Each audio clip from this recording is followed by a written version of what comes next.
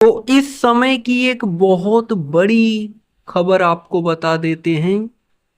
आपको पता होगा अंजलि राघव ने जिस वीडियो में पवन सिंह को लेकर बहुत कुछ बोला था, वह वीडियो अंजलि राघव ने अपने इंस्टाग्राम आईडी से डिलीट कर दिया है।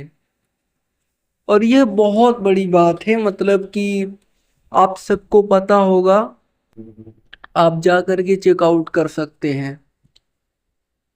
आपको बता दें कि पवन सिंह पर एक और बहुत बड़ा केस लगा है, जो कि कुछ घपला का बताया जा रहा है। करोड़ों रुपए का घपला किया गया फिल्म में, इस तरीके का कुछ आरोप लगा है। एफआईआर भी दर्ज हुई है।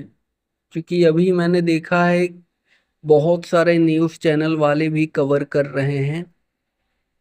कितनी सच्चाई है क्या है वह तो पता चलेगा, लेकिन यह आरोप है। जी हाँ, ये एक तरीके का आरोप लगाया गया है। अब देखते हैं हकीकत में क्या आता है। भाई हकीकत तो जनता भी एक्साइटेड है, जनता भी जानना चाहती है कि रियलिटी में क्या है।